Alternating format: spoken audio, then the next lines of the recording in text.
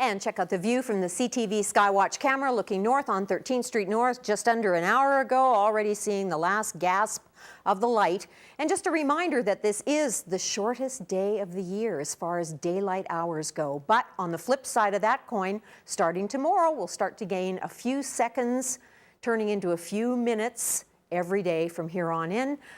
For the next several months. So that's the good news. Right now we're at 0. We did get to 3 degrees at 2 a.m.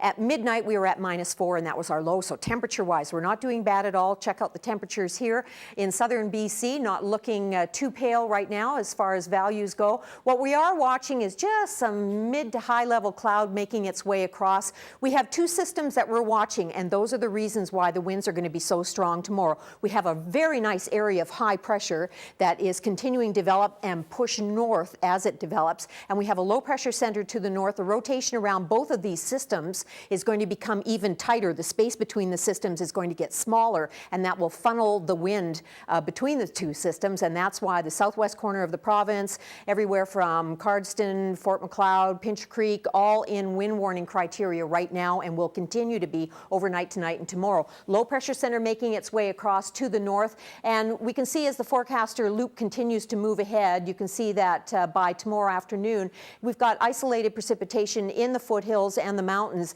Now, some forecast models are just kicking a little bit of shower activity, the probability of that happening into southern Alberta, but it doesn't look like it's going to be anything really developing. Mostly we're looking at a sun and cloud mix in southern Alberta tomorrow, so mostly on the bright side for our forecast future. Down east, anywhere from 1 millimeter to 20 millimeters of rain fell yesterday in parts of the Maritime, southern Ontario, southern Quebec.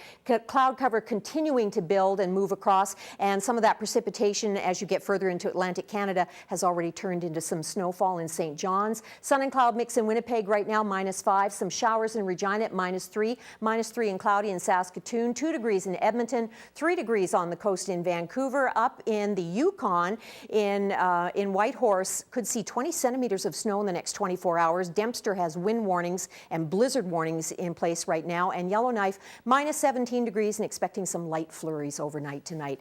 East Kootenay, you're looking at an overnight low of -1 recovering to, or -11, sorry. Yeah, that would be nice, wouldn't it? -1 recovering to -3 tomorrow. Winds will be out of the west at about 20. You're going to have a sun and cloud mix tomorrow.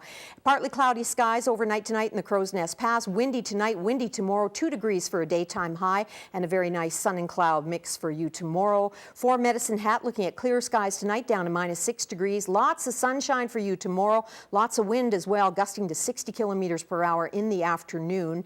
And here in Lethbridge, we're looking at an overnight low of -4. It'll be windy tonight, 4 degrees for a high tomorrow. Winds will be gusting to 90 kilometers per hour in the afternoon. It'll start out a little less than that, gusting to 60 in the morning, but pick up to 90 in the afternoon and then reduce into the evening hours. There's your 5-day forecast. As we get into Saturday night, so I was telling Kayla, some models are putting this number at 10 or 11 degrees for a high on Saturday, 10 degrees on Sunday, and then 6 and 4 as we head into the rest of the 5-day forecast.